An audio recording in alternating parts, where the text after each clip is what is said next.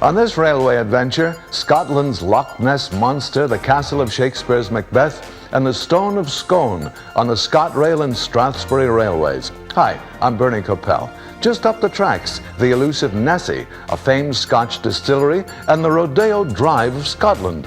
Join me from Edinburgh to the Isle of Skye on railway adventures across Europe. Journey across the globe, from Scotland to China, with world's greatest train ride videos. Experience the breathtaking thrill and adventure of authentic train travel as you follow the tracks to unique history, fascinating people, and breathtaking scenery. All aboard!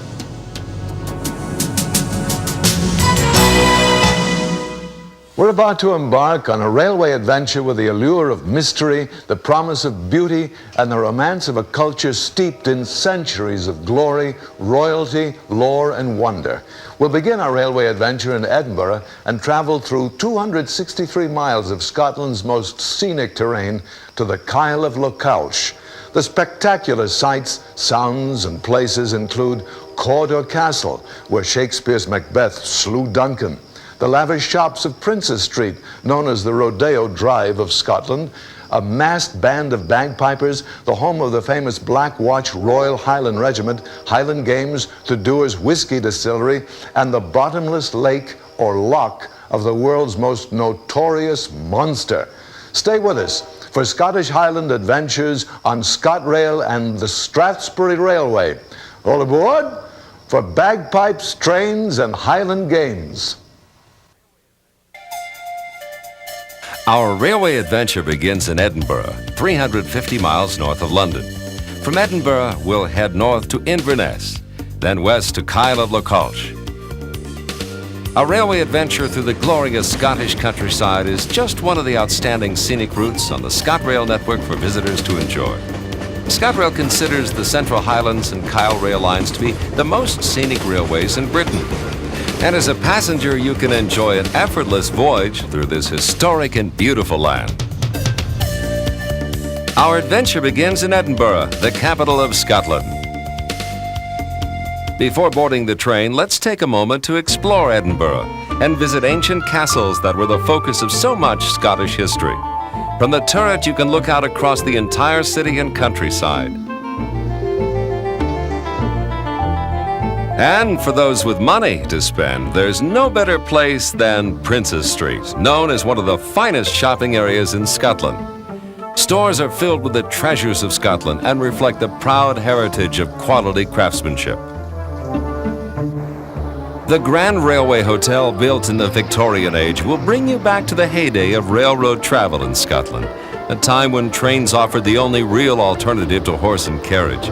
Waverley Station bustles below, with trains on their way to join the main lines of the Scottish Highlands.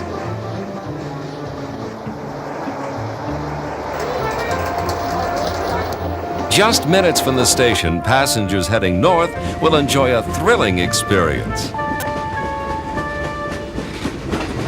The Forth Bridge, built at the turn of the century, rides high above the water and offers spectacular views.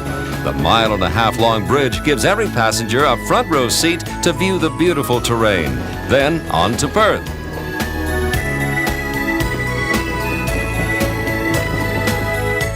The journey from Edinburgh to Perth will take 90 minutes. Perth is known as the Fair City and is built on the banks of the River Tay. The city is famous for its fantastic salmon fishing and beautiful settings. You can stroll along a graceful bridge built over 200 years ago and gaze at this historic city lining the riverside. Perth is home to the famous Black Watch. The Royal Highland Regiment is a reminder of this country's more turbulent times and was created to keep peace in 18th century Scotland. The famous uniform of the Black Watch is worn with pride today. A majestic peacock in all its glory struts on the grounds of Scone Palace. This was the abbey where Scottish kings were crowned over the legendary stone of Scone, until Edward I stole it in 1296 and took it to Westminster Abbey. Protestant reformers in the 16th century burned the palace to the ground, but it was rebuilt some 200 years later. The palace is home to a fine collection of ivories, porcelain, clocks, and needlework. You can enjoy these treasures while surrounded by the peacocks who call this historic site home. Our next stop is the Caithness Glass Factory. Visitors are able to see craftsmen create the fine glass products firsthand. The entire process can be viewed from a special glass-walled gallery. And in just a few minutes, you'll learn to appreciate the delicate work of making glasswork by hand. From the molding of red-hot glass to the final kiln process, everything you see being made is also available for purchase right here at the factory.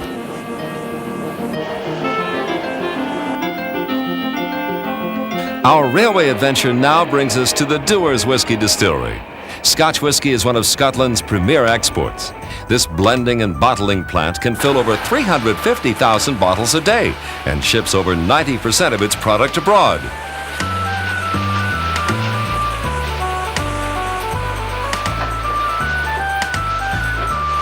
With just a brief moment to enjoy the history of Perth, it's time to move on, but there's no need to stand in line to wait for tickets. Scotrail has introduced the open station system, which means you can now buy tickets right on the train. Our railway adventure leads us to Pitlochry. As the train draws near the station, there are decisions to be made. See the sights or sample the traditional Scottish knitwear and tweeds? But a street banner solves the problem for us.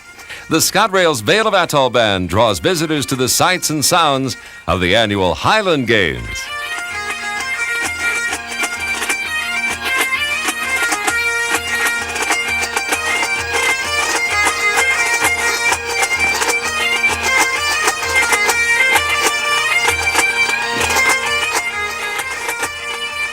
Cycle racing is a popular event and was added to the games in 1900. You can see heavyweights struggle for glory in the traditional tug-of-war. The pole takes strong hands and a powerful back, but it's determination and sheer manpower that wins in the end. That was brute force, while this is sheer grace and precision, the sword dance. Footwork and muscle power win the prize for tossing the caber, but this day nobody won. The caber just fell over backwards and never overturned.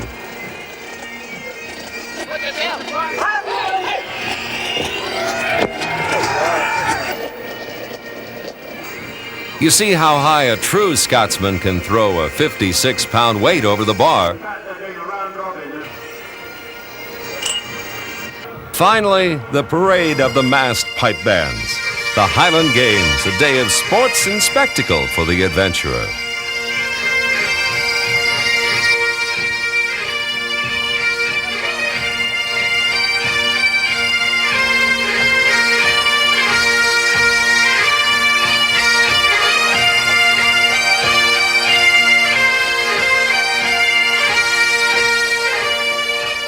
For the fishermen, salmon is the attraction. A special salmon ladder has been constructed on the River Tummel to help these fantastic fish bypass the hydroelectric station. This spectacular scene is called the Queen's View over the Loch Tummel. Queen Victoria made it famous when she stopped here in 1866. Our train adventure takes us on to the next leg of the journey, Blair Atholl. Every express train from the south is met at the station by a minibus that will take passengers to Blair Castle.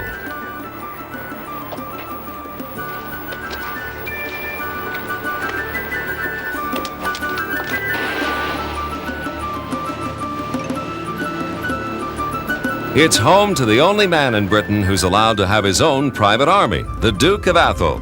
This special privilege was granted to the family by Queen Victoria. Set in extensive parklands, Blair Castle dates back to 1296 and offers a traditional welcome to all visitors.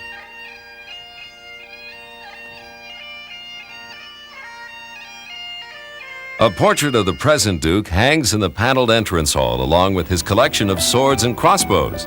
Today, the 10th Duke of Atholl still possesses enough medieval weapons to equip a small army, a reminder of days gone by and Blair Castle's turbulent history. In the dining room, visitors can see a silver table piece that was given to the 7th Duke as a wedding present from his tenant farmers. The drawing room's finely modeled ceiling and cornice look over a wealth of 18th century furniture and family portraits. The walls are hung with crimson damask and the chimney piece is white marble. These are just a few samples of the treasures that can be found in the 32 rooms of Blair Castle.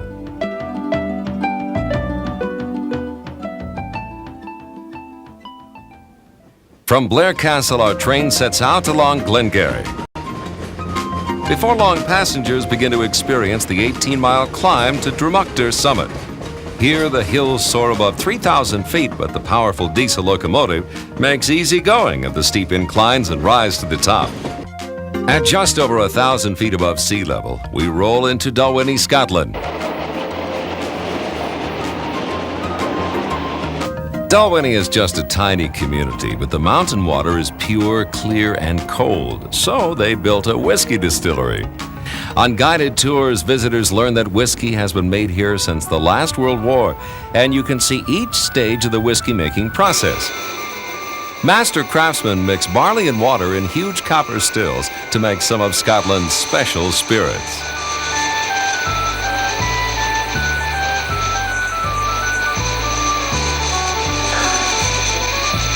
One secret of the product that has made Scotland so famous is the quality of the water and peat.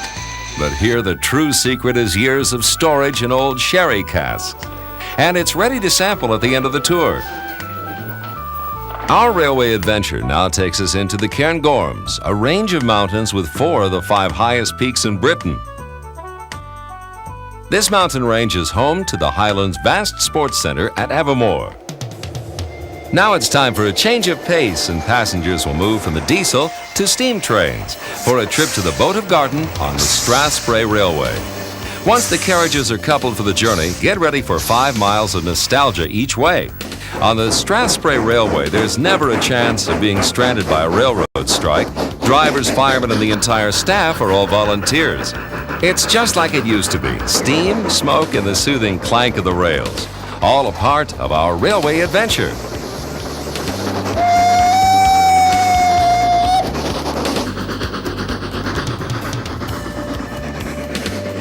The Strathspray delivers passengers to our next adventure, a ski lift to 3,600 feet.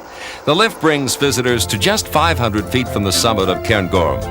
From there, you can see the entire countryside, look down to the winter ski slopes, and enjoy the cool mountain breeze. Waters gather on the slopes and feed the many lochs, or high mountain lakes, below. Loch Morlich is the heart of the Glenmore National Forest Park and is fed by the mountain waters. The lake sits at over 1,000 feet above sea level, and a careful eye can see reindeer among the Scots pines and silver birch near the shore. This beautiful place is regarded as one of the most scenic inland lochs of Scotland. You can enjoy the sandy beaches and facilities for fishing, sailing, or take a restful canoe ride along the shoreline. From Loch Morlich, it's back to the train station to complete our adventure north. The train crosses the Culloden Viaduct on its journey north. It's 1/3 of a mile long and built over 29 arches. The bridge spans the River Nairn and leads us to the capital of the Highlands, Inverness. The city of Inverness is home to another wonderful example of railway building construction, the Station Hotel. Guests checking in will shortly be greeted by a magnificent staircase that sweeps visitors up to the first floor. This elegant hotel brings back romantic memories of elegant times gone by.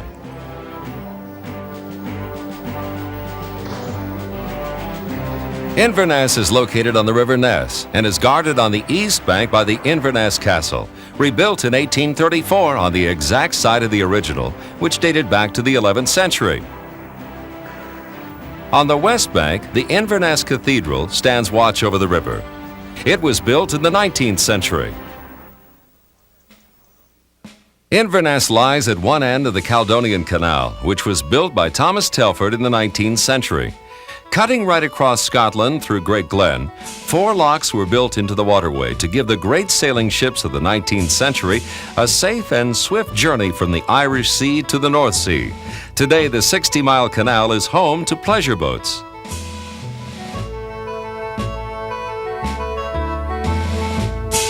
Visitors can tour Scotland's most famous high mountain lake, Loch Ness, by motor launch. The boats travel along the entire length of the loch. Throughout the summer, there are daily Scotrail excursion trains from Kingussie, Avamore, and Inverness that meet with the Loch Ness cruise. It's a whole day of adventure and time to wonder about the tales of the deep and the Loch Ness monster. We continue our railway adventure on Scotrail. On our way back to Inverness, we pass the ruins of Cawdor Castle, and we once again are reminded of this land's violent past. Built in the 14th century, this was one of Scotland's largest castles and commanded an impressive view of the loch. Beautiful beds of flowers and lush green lawns give welcome to visitors of the Cawdor Castle. Just a short ride from Inverness, Cawdor Castle brings us back to the time of Shakespeare. It was here that Macbeth murdered Duncan. Today, the massive walls of this wonderful castle create a warm and comfortable home for the Lord and Lady Cawdor. Visitors tour the original kitchens of Cawdor Castle and see the brass and copper cookware. In the gift shop, you'll find many reminders of those days gone by. From the Inverness station, we depart for Isle of Skye. Observation cars are added to some trains with tour guides to point out the sites of interest. These luxurious trains offer armchair seats and a buffet meal. It costs a little more, but it is first-class service at its finest. Once out of the Inverness station, we travel across the River Ness on a spectacular arched bridge. We'll pass along the shores of Bewley Firth and can see the Black Isle in the distance. On both sides of the railway, the views change with every moment and provide an endless stream of images. The Kyle line runs west from Dingwall through thick forests, majestic mountains, and lonely lochs.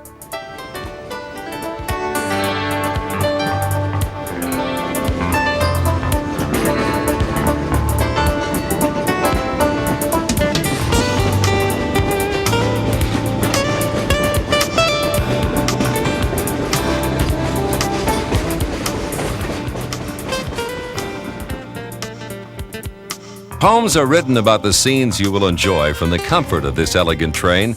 Your adventure on the Kyle will pass one poetic village after another.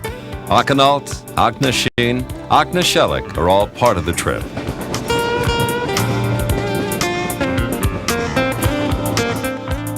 Victorian railroad builders used wagon loads of explosives to blast through the rock on their way. It was the dedication and iron will of these men that's provided us with the smooth, effortless ride we enjoy today.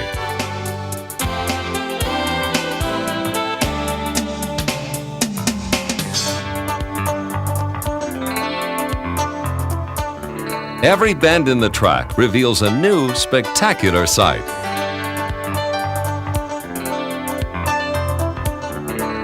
The train now travels into Pitlochry, set on a high peninsula in the Loch Carron.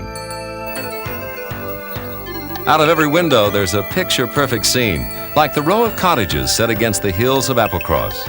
Palm trees grow, sheltered from the Highland weather. And for those who love to sail, there's no finer haven.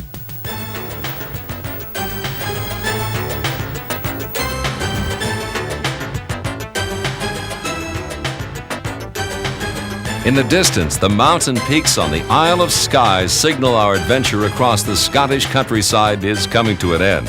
But not before we see another engineering milestone for the Victorian age.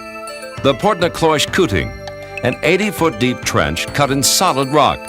From there, the track heads along the coast into the Isle of Skye and the main ferry stage of our adventure.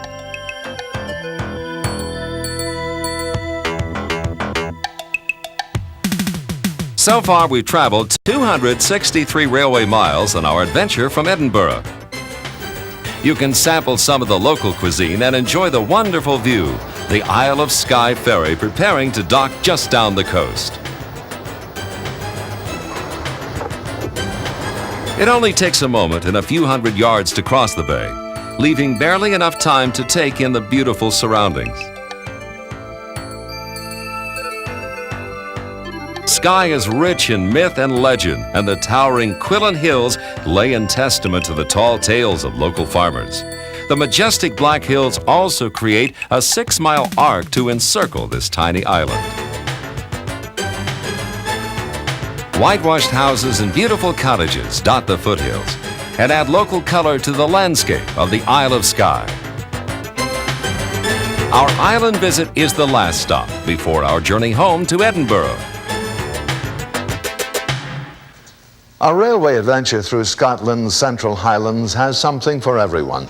We found mystery, history, romance, and beauty all along the tracks from Edinburgh to the Isle of Skye. We hope you've enjoyed bagpipes, trains, and Highland games. I'm Bernie Kopell. Join me for the next Railway Adventures Across Europe. On this railway adventure, a seaside resort in Wales with a weather guarantee and the smallest house in Great Britain. Compliments of British Rail and other lines. Hi, I'm Bernie Kopell. Just up the tracks, Mount Snowdon, indoor body surfing, and Lord Aberconwy's Italian gardens. Join us from Chester to Snowdon on Railway Adventures Across Europe. About 2,000 years ago, Britain became a province of the Roman Empire.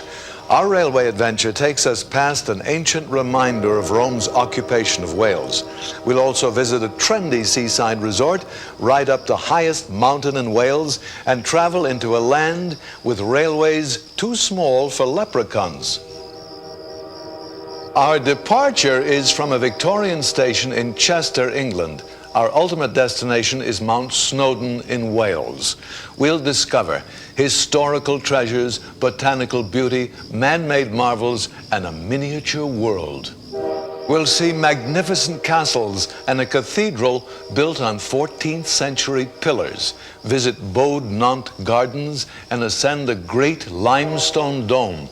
All this by British Rail, the great Orme Tramway, Snowdon Mountain Railway, and a little side trip on the Conway Valley steam line. All aboard for shore to summit. Our railway adventure takes us to the beautiful country of Wales, a small country in the United Kingdom about the size of Massachusetts, located west of England. Before reaching Wales, the trip begins in the ancient English town of Chester, about 175 miles northwest of London, easily accessible by rail. From Chester, we travel west into Wales and the port city of Conway. From there, it's south to Betws-y-Coed and the beautiful Snowdonian National Park.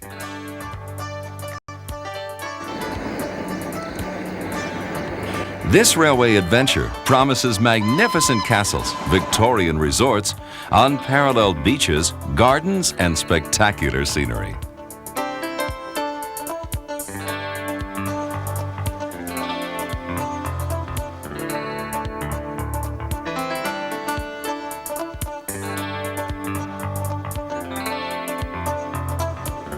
We begin with one of the popular bus tours of Chester, a city on the border between England and Wales that dates back almost 2,000 years.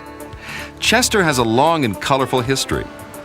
It was founded by the Romans and is still enclosed by ancient Roman walls, originally built to protect the city. The Romans named the city Diva after the river Dee. The bridge crossing here is called the Old Dee Bridge, but it's not nearly as old as the ancient walls. Chester maintains its medieval feel by preserving its architecture. Even modern shops and offices known as the Rows are concealed behind antique-looking fronts. The city's combination of old and modern is a delight to its visitors.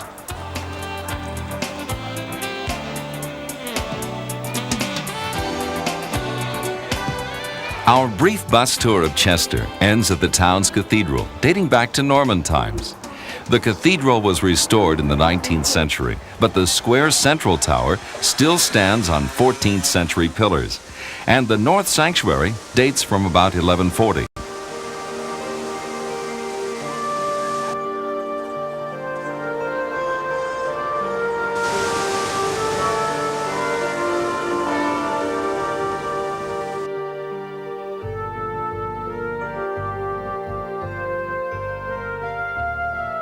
From the courtyard to the sanctuary, the cathedral is much the same as it was hundreds of years ago. Calm, relaxing, and beautiful.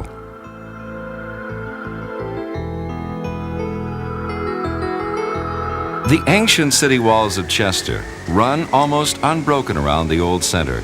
These red sandstone walls date to Roman times but have been rebuilt.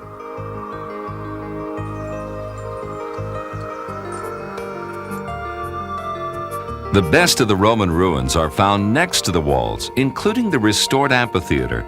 The Romans made Britain a province of their empire shortly after the crucifixion.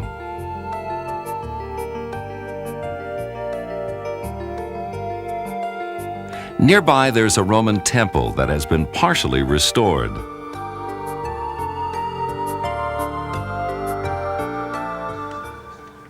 A castle can be seen over the walls of the city. It's been the headquarters of the Cheshire Regiment since Victorian times.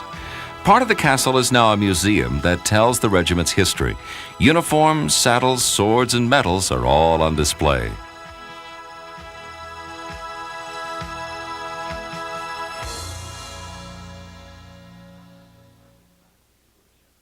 Summer is the perfect time to tour Chester. The streets are just as entertaining as the history. Artists and performers hold the attention of tourists and locals.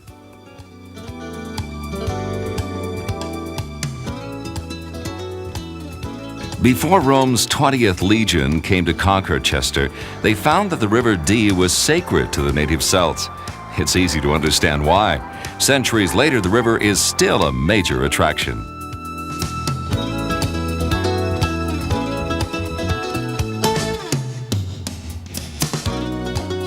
To begin our railway adventure into Wales, we depart the English town of Chester from this Victorian station.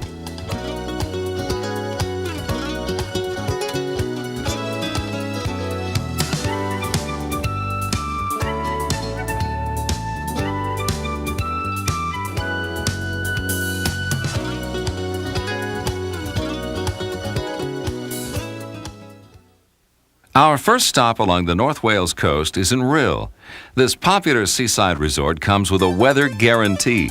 Even if the sun isn't shining outside, visitors can still have fun inside the Sun Centre. A monorail glides slowly over the complex, looking down on the wave pool and water slides.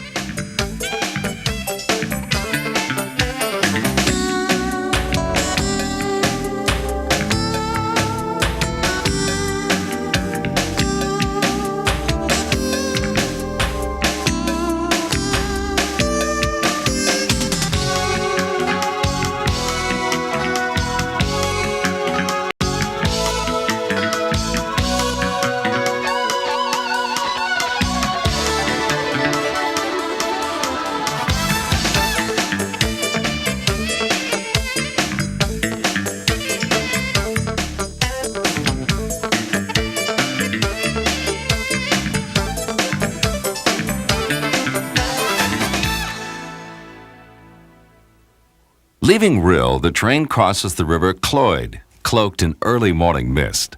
The line runs along the Welsh coast to the major railroad interchange at Llandudno Junction.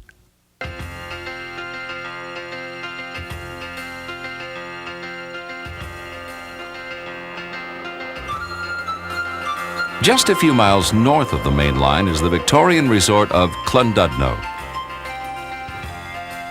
The town's two bays, Conway and Orme, have beautiful beaches.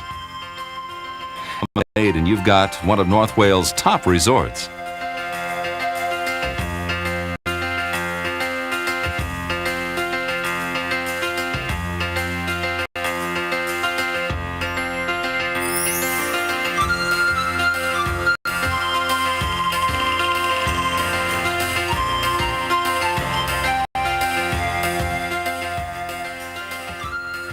This is the station for the Great Orme Tramway. The Great Orme is a massive dome of limestone. The unique tramway takes visitors to the top. It was constructed in 1902 and climbs the steep, narrow streets at a maximum speed of 5 miles an hour, with the weight of the descending car helping pull the opposite car up the hill.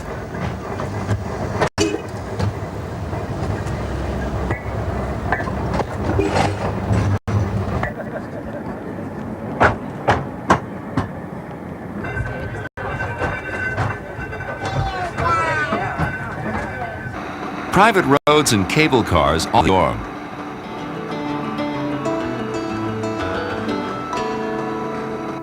From 650 feet up, the view of the town and the bay is magnificent.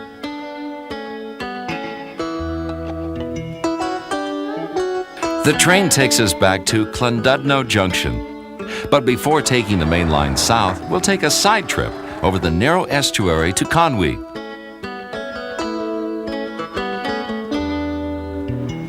Here, the skyline is dominated by the massive castle. Passing trains heading for the North Wales coast add to the atmosphere of this majestic town.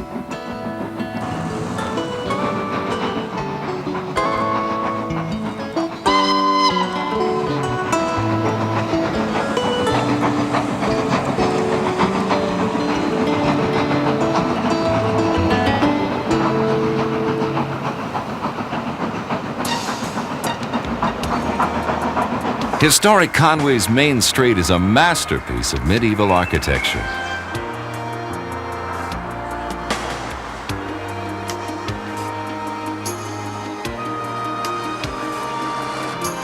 The castle is considered one of Europe's great fortresses. Edward I built it as his headquarters in his efforts to control the Welsh. Originally, the exterior of the castle was whitewashed. Like Chester, the town of Conway is still totally enclosed in ancient walls, but in some spots, more modern buildings are encroaching. From a castle built in the 13th century to this Elizabethan house, the Welsh town of Conway is a tribute to ancient architecture. This house is called Plasmar. It's protected by the National Trust and is open to visitors. Down by the harbor sits a house with a claim to fame. It's the smallest house in Britain. A woman dressed in a traditional Welsh costume invites visitors for a brief tour. Conway is a fishing port. Fishermen still tend their nets on the quayside.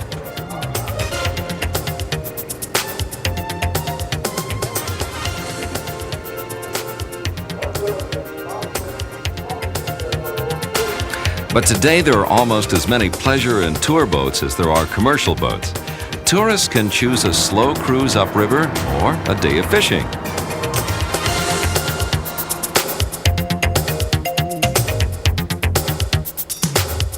Beyond Conway, the scenery becomes increasingly spectacular.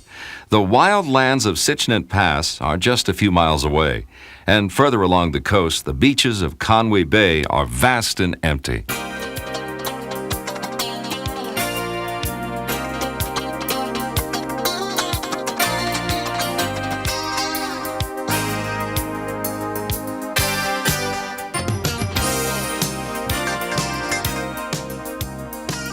Resuming our railway adventure, we head south down the Conway Valley to Ballycaffin.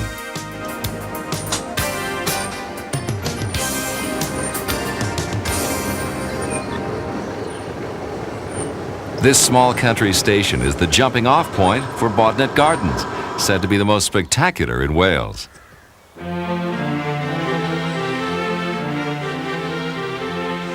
The gardens were developed in the early part of this century by Lord Aberconway.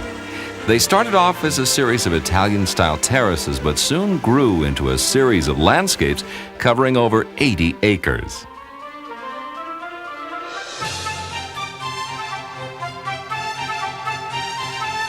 The Laburnum Arch is a centerpiece of the garden. In late May, it's covered with golden blooms.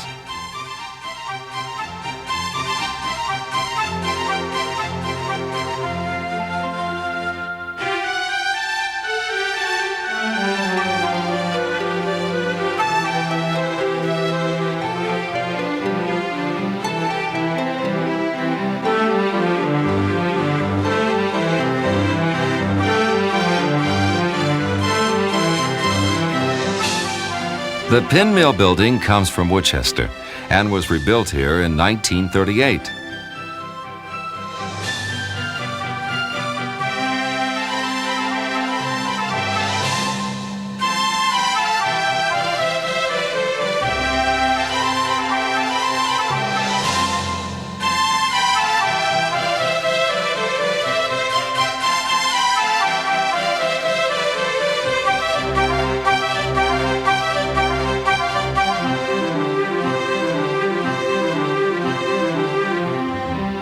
At the base of the garden is the dell formed by the valley of the River Hierethlin.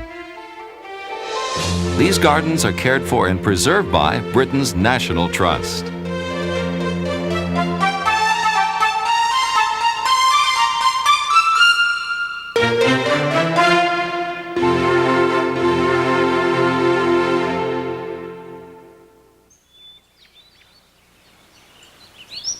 Traveling through the Conway Valley, it's on to Llandrwst.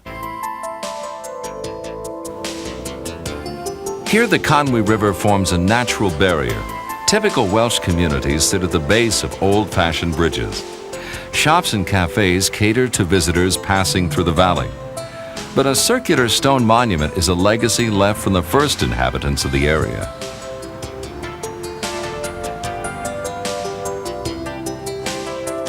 And on the other bank of the river, an ancient church breaks the skyline. Following the Conway River, the train is headed for Betws-y-Coed, our next stop. The largest town in the Conway Valley is Betws-y-Coed. Adjacent to the British rail station is the Conway Valley Railway Museum. The museum's main attraction is its steam-powered miniature railway.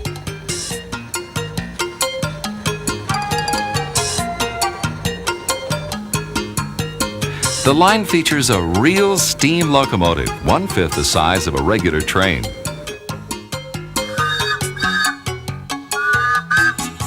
The museum also has a shop and dining car where visitors relax and watch the trains go by.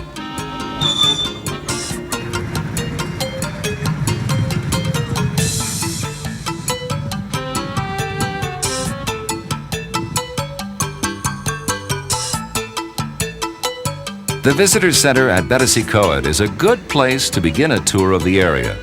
Mountains and forests surround the town, and the rapids of Conway Falls are just off the main street.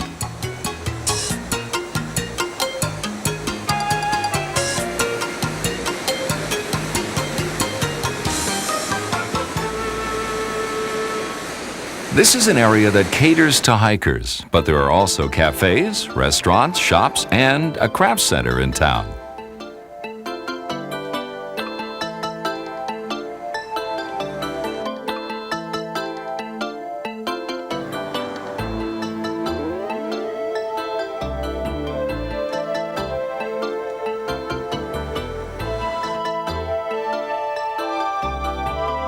For the more adventurous, there are guided tours into the mountains. A network of hiking trails spread all over the valley.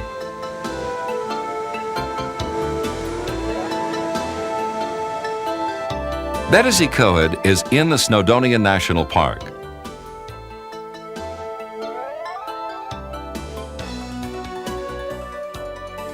It's dominated by Mount Snowdon. At 3,600 feet, it's the highest mountain in England and Wales. Visitors come to enjoy the dramatic scenery or to participate in outdoor sports and activities.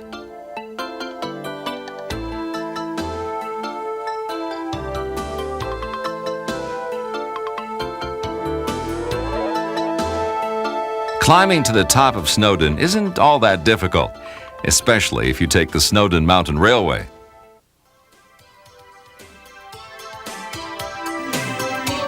The Cog or Rack Railway opened in 1896 and is the only one of its kind in Britain.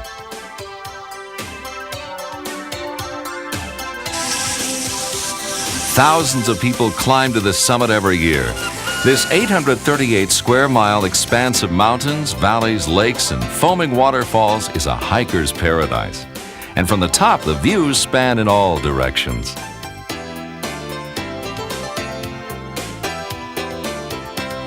Our railway adventure ends here, at the top of Mount Snowdon.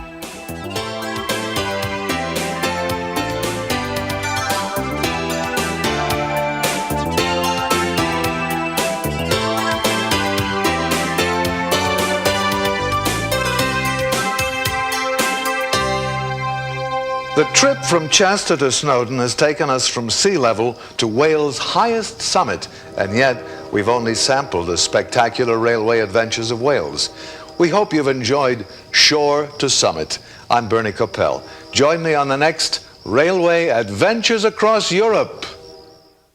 On this railway adventure, a castle of a Welsh king and a journey into the earth as we travel Wales by the Blaenau Ffestiniog Railway and British Rail.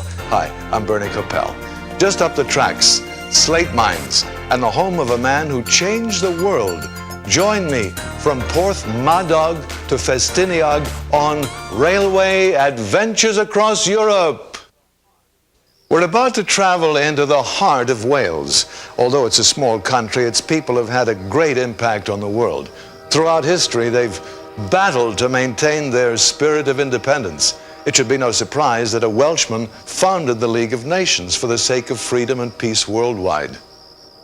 Our adventure begins on the coast in Porthmadog. From there, by 2 railways, we'll travel to Blaenau Ffestiniog and the slate mines.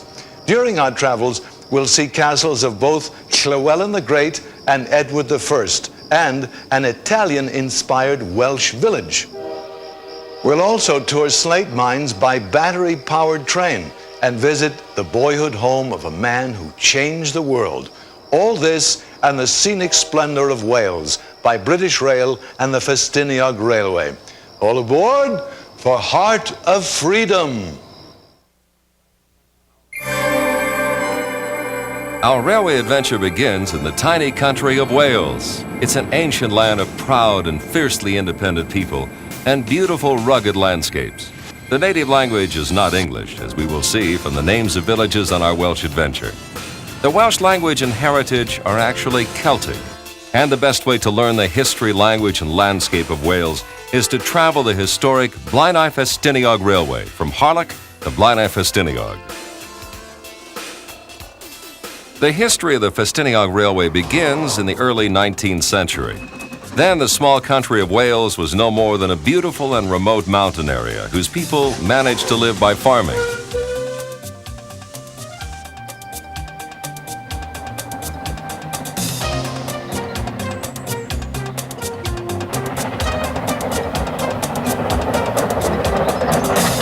In 1789, the same year the French Revolution began, William Alexander Maddox arrived in Wales. He accomplished almost as great a revolution in this rugged land. Maddox's adventures, mostly reclaiming land from the sea, almost left him bankrupt. One project involved building a great bank of land, known as the Cobb, to block off the River Glassland. But Maddox soon began thinking of slate. He then turned inland to the present-day city of Blaenau Ffestiniog. He built a port for shipping slate produced in Ffestiniog. And in 1828, Maddox began building the forerunner of today's Ffestiniog Railway. Reminders of this railway can still be seen today.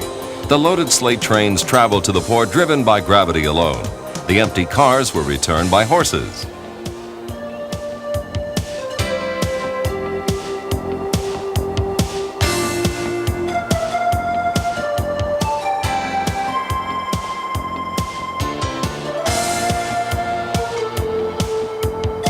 The railroad was built by hand. The workers used simple hand tools, horses, and black powder to carve the route out of the hardy Welsh mountains. In spite of the lack of tools, the railway opened officially on April 20th, 1836. As the railway began to make money and business increased, steam instead of gravity was used to drive the engines. The company even decided to take passengers.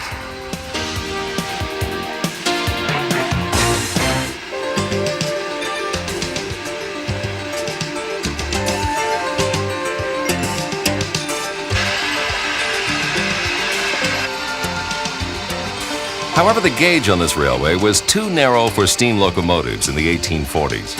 So it wasn't until October of 1863 that the Ffestiniog Steam Railway was opened for business.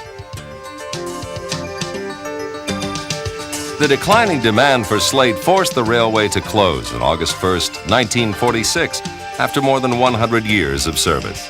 However, a new railway era began in the 1950s. In Britain, people who wanted to preserve the picturesque railways began a major restoration movement.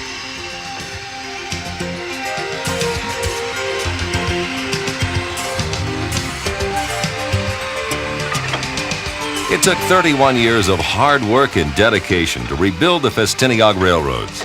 On May 23, 1982, the first restored passenger train entered the Blaenau Ffestiniog station.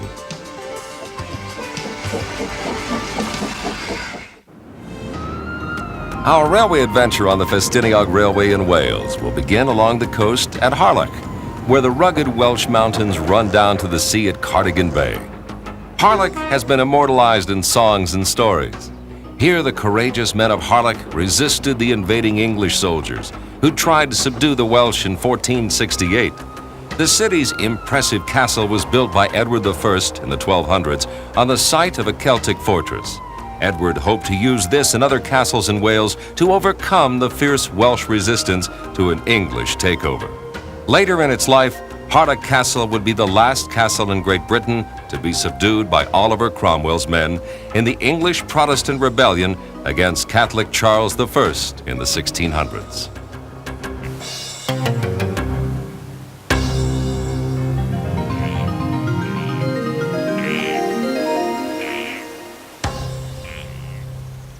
Across the Tramway Bay from Harlech stand the ruins of another magnificent castle. On our next stop, Criccieth.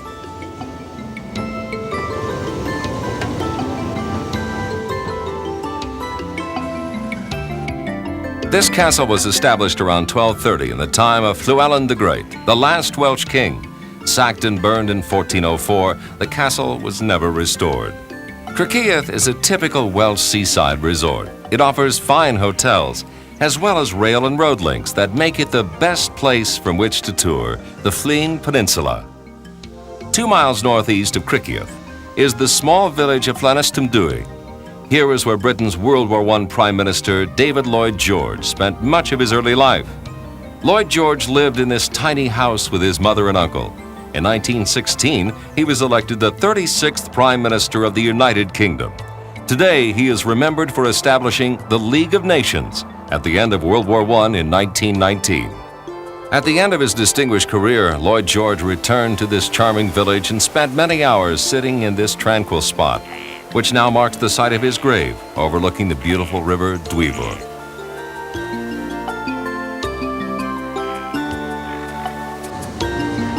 East of Criccieth is the major town of the area, Porthmadog. Here, the rail journey to the small slate mining city of Blaenau Ffestiniog begins.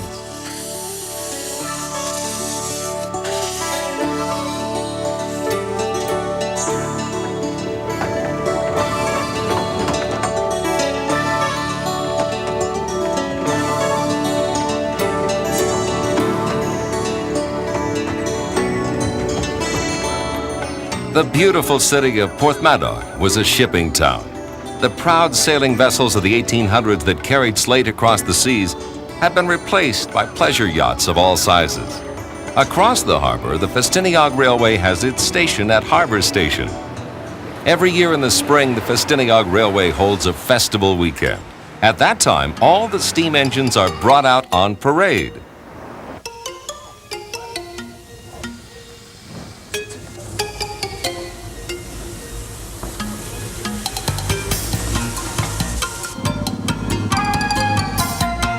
This is Rishra, being prepared for the festival. This engine is probably the smallest industrial engine ever exported from Britain.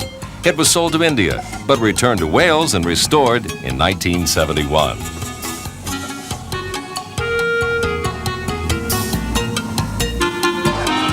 On another siding is Shalloner, a rare vertical boiler engine. This weekend, Shalloner is giving rides to visitors.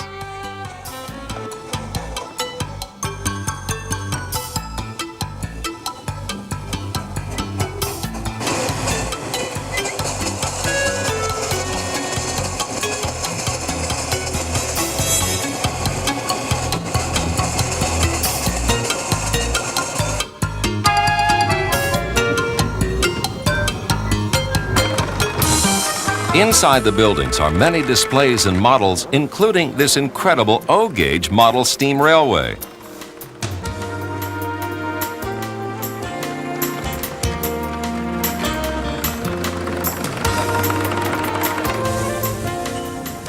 During this weekend, photo sessions are set up especially for the visitors, and the engine workshops are open to the public. The engineers demonstrate new, modern equipment as well as old.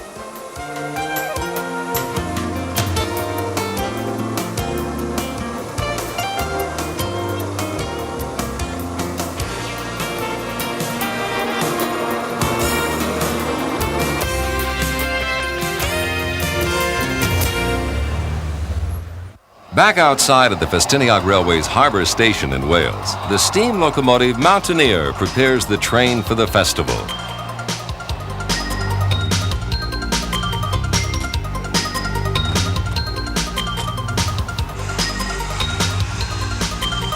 Mountaineer will take us to the town of Ffestiniog. This engine was built by an American engine company in Paterson, New Jersey. Originally built for the War Department, Mountaineer was used in France during World War I. It was donated to Ffestiniog in 1967.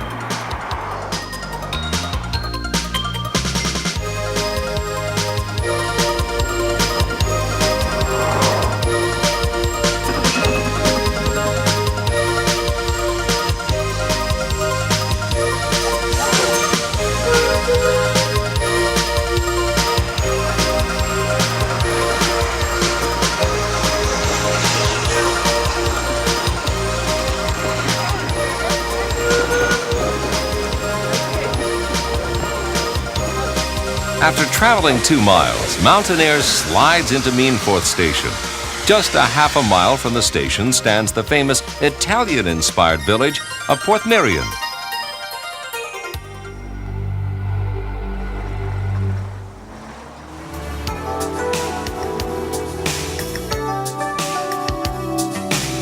Set in 70 acres of subtropical woodland in a narrow valley, Porthmeirion offers ever-changing scenes of architectural and natural beauty.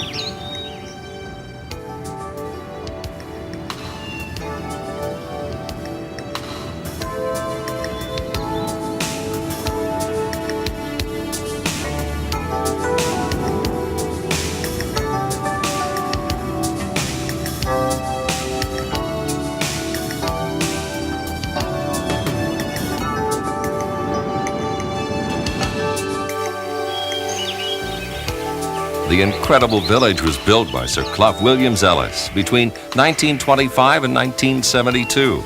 He intended to develop this beautiful site without spoiling it. No doubt about it, he succeeded. There is a first-class hotel on the grounds, and many of the cottages can be rented for vacations and weekends.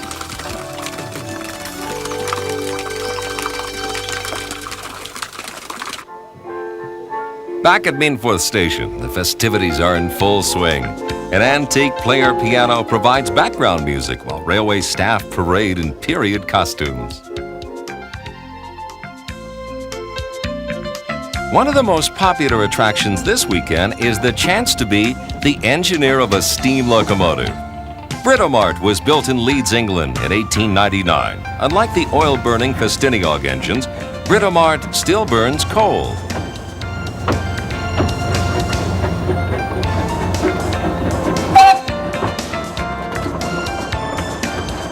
All ages can enjoy a ride on this railway.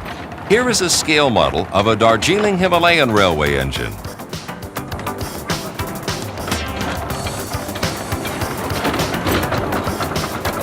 On the sidings, the gravity slate train is preparing to run. In the past, the fully loaded slate wagons ran the full 13.5 miles down to the harbor at Porthmadog by gravity alone, controlled only by brakemen. Once unloaded, the empty wagons were hauled back to Blaenau Ffestiniog by horses. The slate train is hauled up the line to just below the next station at Penflein and released. After a gentle push, it runs by gravity back to the Meanforth yard. The only control the brakemen have is a simple handbrake system.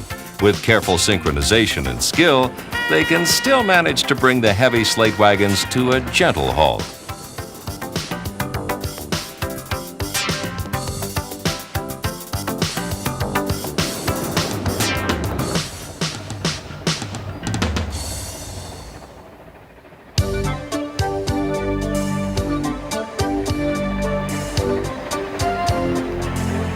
Now it's back on board the train for the climb to the next station, Penflein. The train needs a double engine because of the steep climb through the rugged Welsh mountains.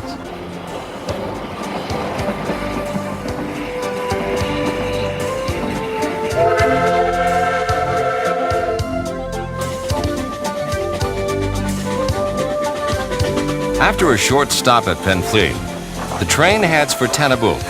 Once outside of Penflein, the line runs mostly through the beautiful forest. Branches from the trees threaten to scrape the sides of the trains at times. Just out of Tannabouc, 7.5 miles from Porthmadog, the train encounters a steep gradient. Here is where the two engines are really needed. Climbing high above the beautiful valley, the train approaches one of the technical marvels of the railway. At the next station, Thialst, the engineers reconstructing the line in the 1950s faced a major problem. They could not use the original steam route to Ffestiniog because the Central Electricity Generating Board had built a reservoir for electrical generation on the original track. So the engineers had to construct the railway higher to bypass the reservoir.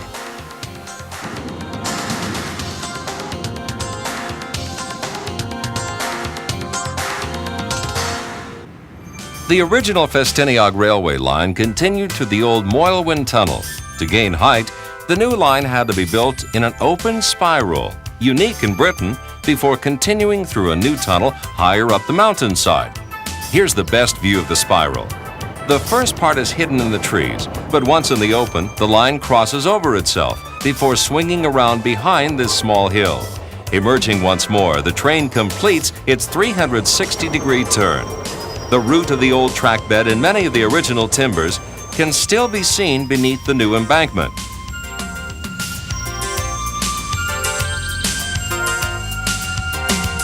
Now through Moylwyn Tunnel, the train sweeps around the reservoir at Tanigrishiai and arrives at the station of the same name.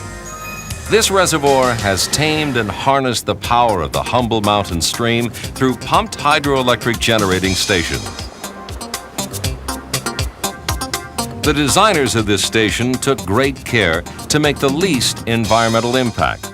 Local stone was used, and only 1/3 of the building is visible above ground. At peak periods, this station is capable of sending 360 megawatts of electricity from 4 enormous turbines into the national electric grid in under 60 seconds. At full output, the water leaves the upper reservoir 233 yards higher up the mountain at a rate of 132 million gallons per hour. The station was dedicated in 1963 by Her Majesty Queen Elizabeth. Visitors are welcome and guided tours are available 7 days a week. But now, back to the rail. The final section of the railway runs between houses on the outskirts of Blaenau Ffestiniog. Man-made mountains of slate waste, a reminder of the past, surround the town. Visitors can take buses from the center of town to the slate mines at Fleckwaith, on the outskirts of Blaenau Ffestiniog. There an exhibit, a guided tour, and practical examples demonstrate in graphic detail how slate was mined. The quarry is still active today. Visitors must wear hard hats. The small battery-powered train is well protected though. Don't worry about the fact that the tunnel is just inches above you. Once inside, a guide explains how miners drilled the rock with only primitive tools in almost total darkness.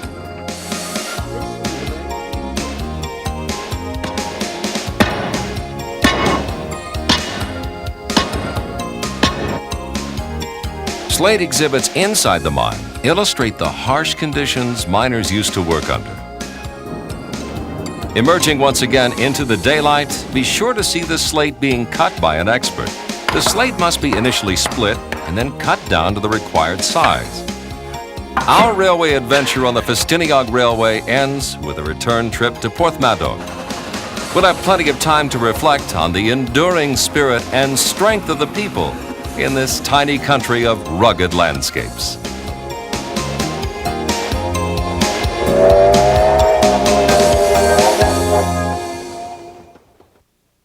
Wales is known for its rugged beauty, the independent spirit of its people, ancient Celtic heritage, and its slate mines. We hope you've enjoyed Heart of Freedom. I'm Bernie Kopell. Join me on the next Railway Adventures Across Europe.